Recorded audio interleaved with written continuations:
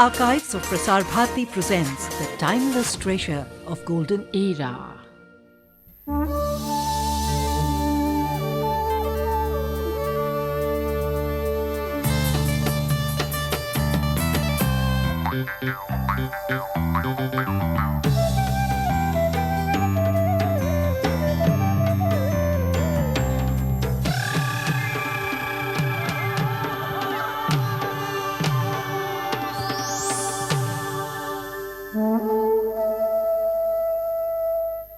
Though the condition of the women in the Northeast might be better than that of their counterparts in the rest of the country, things are not the same anymore.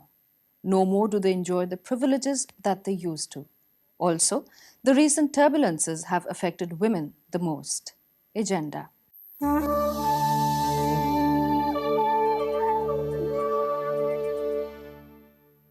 The decision of the National Commission for Women to hold its meeting in the Northeast has brought the problem faced by the women in the Northeast to national attention.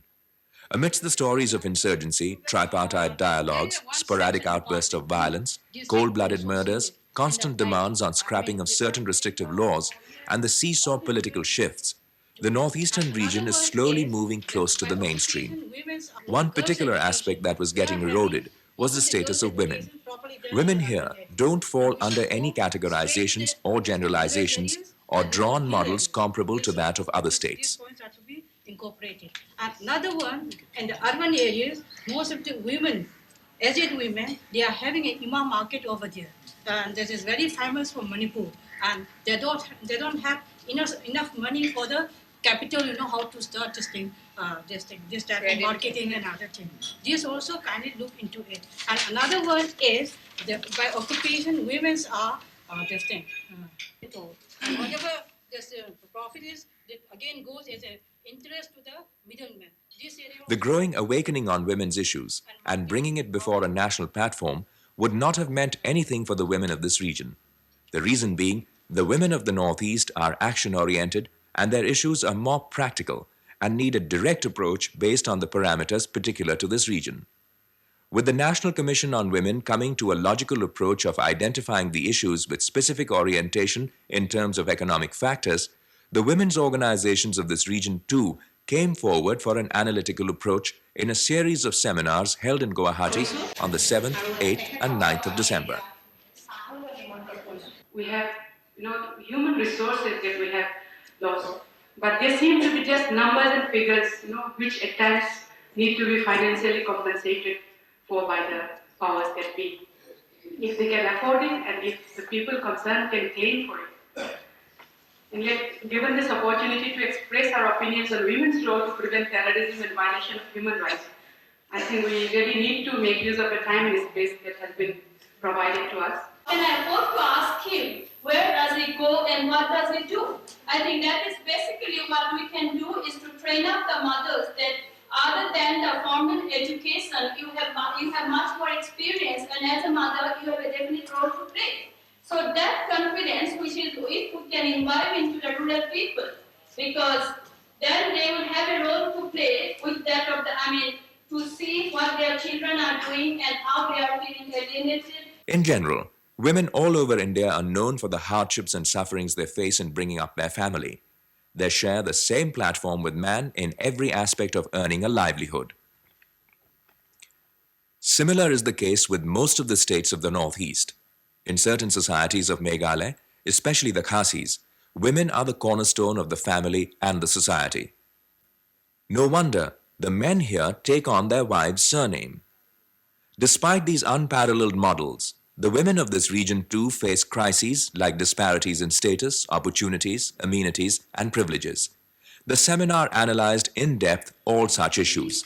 The realistic approach of the center in tuning the programs and policies in accordance with the specific situations and conditions at the grassroots level gave yet another significance to this seminar. The idea of taking the programs of the government directly to the people and through the people gave non-governmental organizations the due benefit of shaping their operations in this direction. Various voluntary organizations under the aegis of the Northeast Network also discussed several other issues pertaining to the resolution of national policy on women. A few of the participants expressed their views to Northeast File on some of these issues. Assamese women, the rate of dowry is much less here, the rate of crime is much less here. Since it is at a beginning stage, my message and my fervent plea to women here would be strike it just now and arrest it just now. Don't let it increase. It is in our hands. We can change the society. And if all of us are together with love, we can conquer the biggest enemy. National policy on women is meant to address all the structural and institutional barriers which have prevented women from achieving an equal status with men in our society. We have formatted it in a particular way by highlighting the goals which should be achieved through this policy, prescribing certain policy guidelines, and even suggesting some mechanisms for implementation of these goals and policy prescriptions. And we're going around the country in association with voluntary organizations, getting the views of women, state governments, and other interested citizens before finalizing it into the final policy document. We would like to create awareness on the problems faced by the girl child in Manipur. Manipur being one of the states largely affected by the insurgents' activities, how NGO like yours is coping up with this, and what as non-governmental organization is thinking about in that? In terms of integrated approach. Well, we are trying to integrate different sections of the community to do some kind of dialogue. And as one of these measures, we're having a symposium on the problems faced by the girl child, which is being organized by the Students' Federation of India, the Manipur branch, in which we are involved as organizers. And in this symposium, which is going to take place in the last week of January, we hope to get some very concrete outputs and inputs from different sections of the student community who are also dialoguing and interacting with other elements, both associations, lawful and otherwise, in the state. While we started this whole process, we realized that networking amongst ourselves in this region was extremely important. And many of our concerns are similar, some are not. Some states have similar concerns. And it always gives you a feeling of tremendous solidarity and strength when we share with each other the kind of issues we face and we kind of decide to take things forward together. The fallout of this conference is bound to have an effect on the decisions taken for the women at the national level and not merely to the women of the Northeast. The 10 Dogras are engaged as sentinels of the Lohit border district at Kibithu.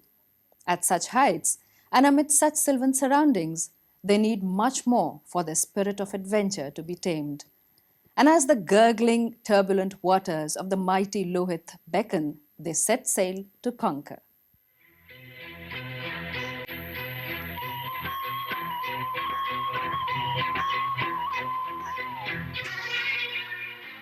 The Lohit River is known to have been created by the great Rishi Parsuram.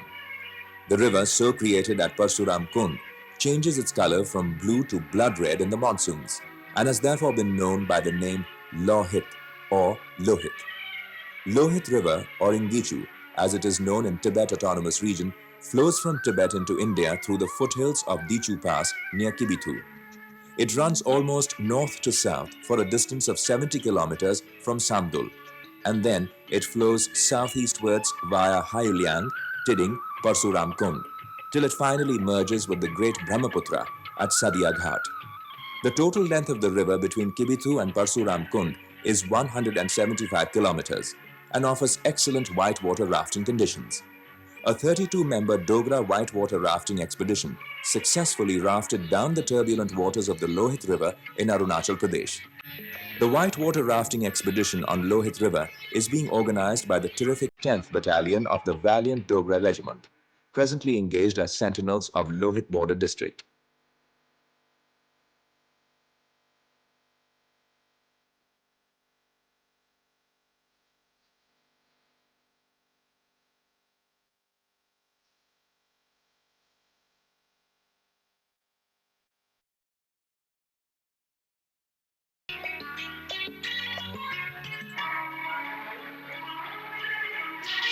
It was flagged off by Major General G.H. Israni on 30th November at Kibithu.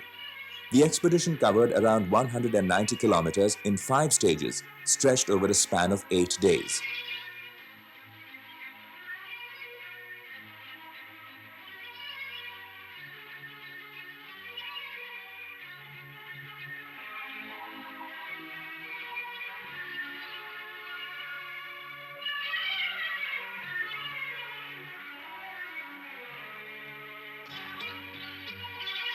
It passed through Walong, Yasong, Hayoliang and Tiding before terminating at Dimwe on 9th of this month.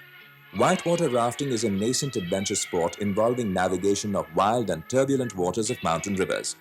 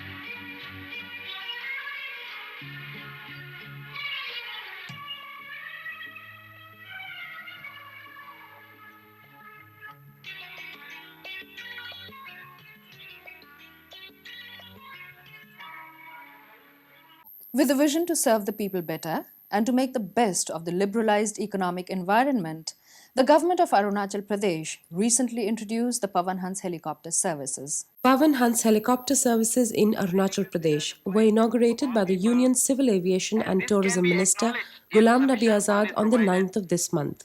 It was introduced by the government of Arunachal Pradesh in collaboration with Pawan Hans Limited. This would link Itanagar, the capital of Arunachal Pradesh, with the rest of the country by air. Pawan Hans Limited started operating helicopter services on Guwahati-Itanagar-Dibrugarh route on commercial basis from the 10th of December. One part today we have completed to a great extent as far Arunachal Pradesh is concerned with this helicopter service. This was a long-standing demand of the people and the government and Chief Minister of this state that we must have a helicopter service between Guwahati and Itanagar and connect Itanagar with some other parts of Arunachal Pradesh. I am very happy that we have been able to fulfill this long-standing demand of the people and we have been able to fulfill this commitment which we have The helicopter made will be an back. 8-seater at present with plans to enhance its capacity to 25 within a few months. In this project, the Home Ministry gave a 75% subsidy on the overall charges levied by Pawan Hans. This amount is outside the plan allocation by the Arunachal Pradesh government. It needs to be mentioned that for nearly 10 decades, Arunachal Pradesh had no air link after the Vayudut services bade goodbye to the state.